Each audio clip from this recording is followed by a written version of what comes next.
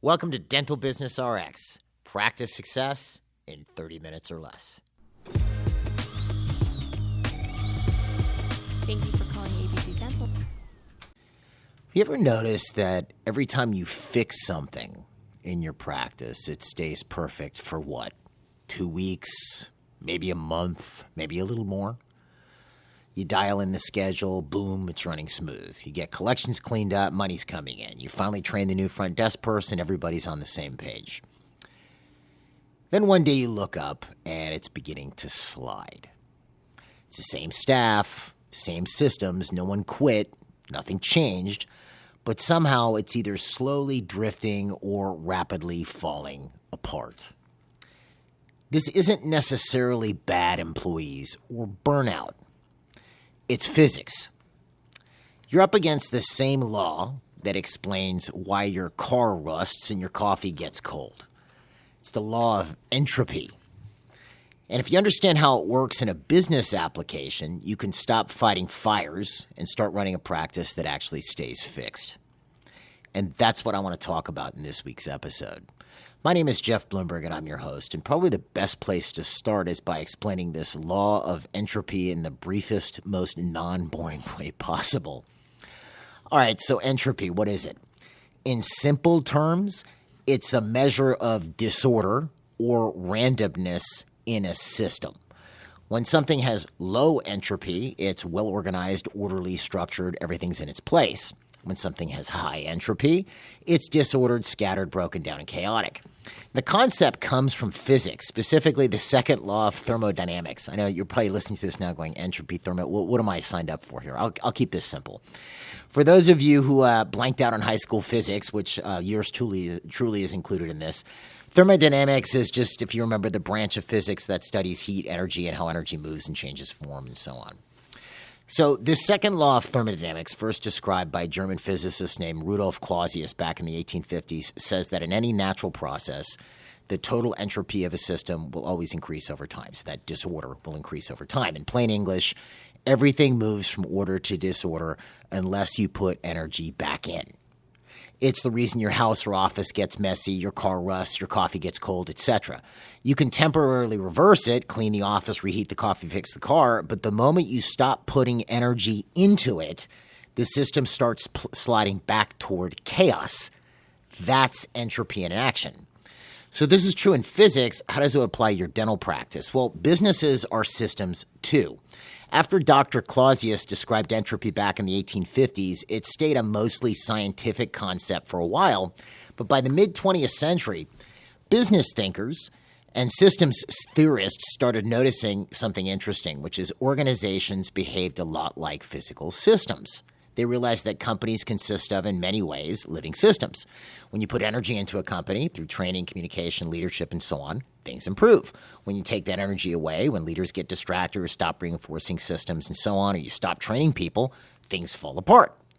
And like any living system, a company or organization requires constant input, attention, direction, and correction to stay alive and organized. So entropy became more than just a physics term. It became a framework for understanding why good businesses and good people drift off course when leaders stop putting energy back in, which brings us to your practice. You see entropy every day, whether you recognize it or not. It kind of started off this way. You create a killer recall system, let's say. You want every patient scheduled 6 months, for their next 6-month appointment before they leave. You want this reactivation done, etc. And then you notice a few months later that vital steps are being skipped. Half your patients are leaving without a next visit.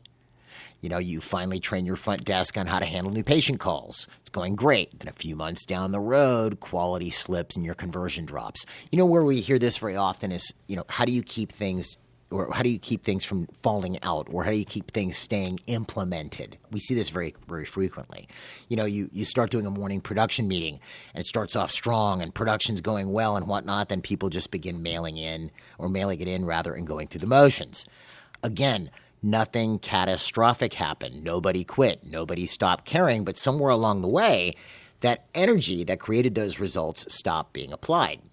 That's organizational entropy, the natural decay that sets in when attention fades, when training, reinforcement, or leadership energy gets pulled somewhere else. And it's really the reason why great practices, successful, well-run, high-income practices start to slip the moment the owner relaxes oversight. And just to be clear, there's a big difference between things starting to slip and slowly drift off and crashing. Crashing is a whole different thing here, folks. I just want to keep that in mind. If I put a new employee on, let's say, answering the phones, let's say, and my new patients crash, that's a different story than this. This sort of explains what happens when you set things up and they just slowly start to decay over time. Okay? So the thing to keep in mind is that energy that keeps the system sharp is attention and oversight. And it's the energy that holds order together. So the real question becomes, how do you counter this? Right? Because if you leave things on their own once you set things up, entropy is inevitable. The question isn't whether your systems will drift or not. The question is, how do you counter it? Or better yet, how do you build a practice that stays organized even when you're not watching every second? Well, the first thing to understand is that systems don't run themselves. I've seen too many people slip into that set it and forget it mode. They build something that works, automate it, walk away, and 6 months later it's unraveling. I see this all the time. I've seen it with marketing especially. You'll have a marketing piece, it's running along, you get the staff all excited, new patients start to spike, and then you just sort of mail it in from that point forward. You just keep doing the same thing over and over again, and slowly over time it starts to drift away. Okay? I've seen it in my organization. I've seen it with clients. I'll see it with like text reminders, email automation, dashboards. They're all great tools, but they're not self-maintaining. They still need human energy, supervision, oversight, communication, and correction to keep working. I mean, even AI, isn't the doer. It's a collaborator, a tool that magnifies your intention, direction, and energy. And sure, look, there are AI solutions that do help. They're like a force multiplier, so to speak, right? But I've seen people get into the frame of mind like, I want an AI receptionist or I want AI this or AI that, and they don't necessarily do all those things. For instance, talked about this on the podcast before, but I'll meet a new client and they have 3,000 inactive charts, and they think that the solution is just send out automated broadcast texts. Now, will that get you some patients back? Absolutely. Will it get 3,000 people back? Absolutely not. If you're lucky, it will get 500 or 600 back. If you are lucky, most likely it's going to get a lot less. This is going to require an actual human being putting in effort and doing some work. Because if you hand everything over to automation and step back, entropy eventually takes over. The moment a system stops getting human attention, it starts to decay. And this is where leadership becomes critical, because a practice stays organized when energy is built into the system. That means training that's repeated, not one and done. Stats that are reviewed regularly, not whenever you get a chance. And oversight that's consistent, even if it's light. You can delegate the person in charge and the responsibility, but you can't disconnect from the area. You still have to check in, ask questions, and keep things going live. Because the moment you pull all the energy out of an area, entropy wins. And on the MGE Power Program, we spent a lot of time. You like how I did that, my shameless plug for this episode? On the MGE Power Program, we spent a lot of time on how to build systems that don't fall apart, how to organize, train, maintain, stability, and so on. I'll put a link to it on the episode webpage. But if you're not there yet, let's say you're listening to this going, okay, Jeff, I get it. What do I do now? Here are 4 things you can start doing today to stabilize your practice and keep your team energized. Number 1, you have to, in any area, and we're using this term or this concept of putting energy into an area, you have to establish the energy source of an area. You can delegate the energy source. Someone has to be in charge. Every area of your practice needs someone in charge of keeping that area alive. If you're the dentist, you need an office manager, because most of your day is spent chairside. So, you have an office manager, and that's the primary source of the person actually running the practice. They're the one making sure your systems run, processes are followed, and standards stay high. You would even then, depending on the size of your practice, because again, look, no one-size-fits-all solution here, but depending on the size of your practice, ideally your office manager is in charge of the whole thing, and then you have people who have that same ownership and responsibility for their individual area, because when nobody owns an area, it begins to decay. And by own, I really mean own. Like, this belongs to them. And this is that basic argument. I've brought this up in the podcast numerous times, where if I have 3 people at the front desk, 3 front desk people, nobody really owns the functions up there. They all kind of own it. They're all kind of responsible, which in essence means nobody's responsible. But if I have a schedule coordinator, that person owns my schedule. For better or for worse, that belongs to them. Now, of course, I've delegated responsibility, but I still provide oversight. So let's say, I don't know, I'm the doctor and I have an office manager. I go, look, you're responsible for running the practice, keeping the systems in, making sure we're growing. So I have to provide regular oversight. So what might that look like? I might have a 5-minute coordination meeting every day after the production meeting in the morning. I might have a longer weekly executive meeting. We might get together and go over more, more critical issues if we have some type of a big problem or situation. We might meet more frequently, but I'm meeting with this person on a regular basis, and I'll get into a little bit more on this oversight here in a second, but I'm not just giving the area over and going, good, you run it, I don't want to hear anything about it. I still have to maintain some degree of control, because if that person fails, it's ultimately going to fall on me anyway. The office manager has to think the same way. Sure, I've got a schedule coordinator, they own the schedule, and they're managing this person, and they have various metrics they use in coordination meetings. They might meet with them again. They might, 5 minutes a day and then once a week or whatever, right? But they're watching various stats and metrics to make sure the person's doing the job. Because again, if there's a catastrophe there, who is it going to fall back on? On the office manager. But ultimately, I want to get somebody in place who actually owns this area. Okay, this is how I keep the energy in the system. I provide oversight, and I put somebody in charge of who owns it. It's like, and the oversight is sort of like the battery charger. Every time we get together or we go over what's going on, we're recharging the battery. And if I just leave them, I kind of disappear and let them do their own thing, the battery dies. And then the area starts to slide, okay? So that's the first thing. The second thing is you need to train. And I can't say, everybody talks about training, but you need to train. And there's big training and small training. And you can't out-system bad training. You can have the best software, scripts, and systems in the world, but if people aren't trained and following these things, it all falls apart. And a big mistake people make is they treat training like a one-time event. I already trained them on that. They already did that seminar. She already knows how to do that. No, even a machine needs maintenance. You wouldn't expect your handpiece to run forever without lubrication. You couldn't drive your car for years without an oil change, or checking the air in your tires, or changing your tires. Even a machine needs maintenance, and people aren't machines. Training is the human version of maintenance. But again, because people aren't machines, you have to keep in mind your hairdryer won't stop functioning because it just went through a bad breakup with its boyfriend, okay? So you have this added dimension with people. They can have all sorts of problems stick to them, but they also have far more capabilities and flexibility than a machine. And this is where I've seen, when people don't train employees and they don't continuously reinforce things with employees, that's when you see, well, can I automate this somehow? And again, I'm not against automation. I'm all for automation, but there are certain cases where you need a human in that place to actually do the job that they're supposed to be doing. So whether it's redrilling basics, how to answer the phone or check out a patient, or learning advanced tools and strategies, training is how you keep the energy flowing into your system. Big training covers your core functions, the big systems that keep the practice alive. Delivery, doing good dentistry, which obviously if you're the owner doctor, you're doing it. But if you have associates, you need to maintain oversight on that. You want the dentistry done in a timely manner. You don't want a patient waiting 4 months to get their crown delivered, right? New patient acquisition. You want to make sure there's a call log being kept. The reception quality is good. They're giving a good first impression. The conversion rate is high. Customer service. Are patients happy, communicated with, cared for? You want to make sure your treatment acceptance, sales, your sales process is working. These are the things that you want to make sure are in at all times, because those are your basics. If you are getting new patients, selling and delivering dentistry, and keeping patients coming back in, your practice will actually at least function organizationally. So if you make sure those core systems are in place, that's where I'd focus a large portion of my training. Those are my priority training areas. But there's also small training. Daily tune-ups, how to handle a tough call with the front desk, or teaching the assistant how to anticipate the doctor's next move, or the OM, coaching the treatment coordinator on how to handle a patient they had trouble financing. These small corrections maintain precision.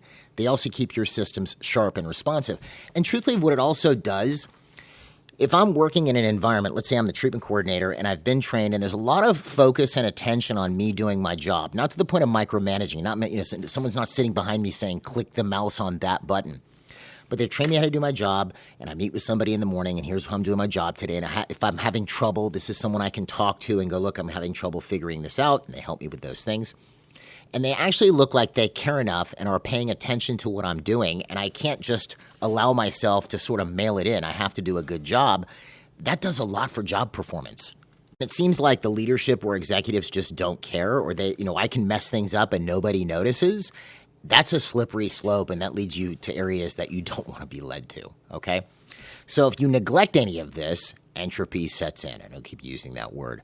Big training builds the structure, small training preserves it, and together they keep your practice alive and evolving instead of, slowly drifting off. The third thing, I mentioned there's 4 things. The third thing is oversight and reinforcement, okay? This is where you turn your leadership into some form of regularity. All right? Because entropy doesn't take days off, so neither can what you're managing. And again, we're not micromanaging. You have predictable attention. You need indicators. Everybody has to have a statistic, rather. And these are statistics that should actually reflect what the person does. And ideally, if, let's say, for example, we have our treatment coordinator. What statistics would I want to keep for my whole sales process in my practice? Well, obviously, the treatment coordinator isn't diagnosing anything. But I'd want to track how much we're diagnosing, what's being presented, what's being accepted, what's closing, how much we're collecting. I can follow all of those along. And then I would also want to take a look at my incomplete treatment list. For new patients, I'd want to look at how many calls we're getting, how many responses we're getting, how many calls we're getting, how many people we're converting, and how many people are actually showing up. Then I can tell, I can predict that I might have a problem down the road earlier on if I have those statistics. So I have statistics that I can look at on a regular basis that actually reflect what the person is supposed to be doing to see if I'm going to have a problem in that area. That makes life very easy. And I also need to pay attention to the people that work for me on a regular basis. I can't just mail it in. These might be short, and this doesn't have to be long. Because one thing I hate is meetings. I hate meetings. I don't hate them. Let me rephrase that. I hate long meetings that are unnecessary. There might be short daily coordinations. I have my morning production meeting, then I briefly meet with my treatment coordinator, my schedule coordinator, and my receptionist real quick to see what's going on. Is there anything happening today that I need to be aware of? Is there anything you need help with? Good, let's get to it. And I kind of run my day then from that point. Then once a week, I go over what's happening in their area the next week. It doesn't take a lot of oversight. With the doc, with the office manager, it might be a quick coordination every day, and then a once a week meeting. Now, the only difference in this is, let's say I have a catastrophic failure in an area. My schedule coordinator is completely blowing it. My no-show rate's at, 40, 50%. Well, as the manager, then at that point, I might have to jump in to sort things out, and hopefully I can salvage the schedule coordinator, assuming that they have the capability to do the job. But in most cases, if I'm paying enough attention and I'm not allowing, silly things to slide, it should be enough, to keep the area going and functioning. Right? I might want to observe what people are doing. In a lot of cases, we feel like we don't have time to do these things. This is why I recommend that you listen to calls that are being, the incoming calls for new patients. You need to look at these things, but also look at how patients are being handled. Maybe you can hide off in the corner without it being creepy and look at how patients are being handled, what's being said to patients. You probably record calls from patients a record too. Listen to some of those. But also observe what's happening in the practice. And you might say, well, if I'm there, they're going to act differently. Well, not all the time. This is how you pick up on things. Watch how things are actually functioning. When people know you're going to look at something and that you care about it, they stay more alert. Okay? So oversight isn't about control. It's about attention. And it's that consistent, predictable, visible attention that keeps order together, keeps people on their toes and actually functioning. And as the employee, you might think that that's bad, but as the employee, at least lets me know like you actually care about what I'm doing. All right? The fourth thing, which is also of great importance, is leadership presence. Systems and training handle what people do. Oversight watches how they do it. Presence handles why they do it. Every practice has a mission, whether it's to help patients, to eliminate, dental disease in their area, to help patients improve health function and aesthetic in their mouths, whatever that mission is, right? To be the best in the community. That's a mission that has to be made known to the team, and it has to be reinforced to the team. It fades if the leader isn't there to reinforce it. And it fades for 2 reasons. Number one, even the people that you have there, if it's not continuously reminded, they're not, I don't mean like every staff meeting starts this way, but that leadership presence is reminding them of why we're there. Eventually, other things start to take on more importance. That's number one. Number two, if you're growing and just in the natural course of running, you're going to have some degree of staff turnover. I mean, this occurred to me years ago. I was walking around MGE. We've always maintained around, at least for the last, 8 years, 9 years, around 70, 75 staff. I'm walking around, and I had met all the staff, but I'm realizing that, maybe 20 of these people, 15 of these people have only been with us for 2 or 3 years. They have no idea of what we've been through compared to somebody who's been with me for 5, 10, 15 years. So transferring that culture requires something that I'm doing on a regular basis to kind of let everybody in on what we're all about and why we're here. And I did a big meeting afterwards that we recorded. But that's something that you should keep in mind. People start to forget, other things start to take importance or priority, and also you add employees who don't have the same mindset, but we're stuck in, the good times when we had all these people been with us for years. They don't have the same mindset as people who've been with you for 5 or 10 years, okay? So the team needs to see you connected to the purpose of the business. They need to feel your belief in what you're doing. If you're in the office, you're present, you walk around, you acknowledge wins. If you're not in the office, you stay connected somehow. Even if you had a practice that was a satellite practice, I would show my face once in a while, come around, talk to the doc, talk to the staff, make sure you meet people if there's someone you haven't met yet, and then also perform some oversight. Look at some scans, look at some x-rays, look at some lab cases, make sure that the dentistry is up to your standard. They should know that you exist and that by you physically being there, you're reinforcing the mission. You're reminding people of why they are there. This is why I always recommend when you have a staff meeting, the staff should not only know how you did statistically, but they should know that the wins that the practice created that week. Maybe you had a particular patient that you really helped, and they were in tears when you delivered their case and they sent you this beautiful card. You should read that to the staff because that represents more than just the pay that they're getting for being there. Okay? Because just like any system, when leadership presence isn't felt, the energy fades. So if you keep the mission visible, it makes it real and it makes it relevant. So, kind of an interesting concept. I've been thinking about this one for a while, or the best way to voice it, and this was the one that I thought made the most sense to me. And I guess if you take anything from this, keep in mind that as much as we would love to set things on automatic, it just doesn't work that way. Even with machines, it doesn't work that way. The machine needs maintenance. So you can't just go, good, I've hired this person, they've read their manual, now they're going to perform at 100% continuously. That person needs not continuous, but regular attention to continue to not only function, but to bring them up the line and turn them into better team members. Well, that's all I have for you this week. I have that link to the MGE Power Program on the episode webpage. I hope this helps. If you want to find out more about MGE, you can find our website at mgeonline.com or call us at 800-640-1140. Folks, have a great week, and we will see you at the next episode.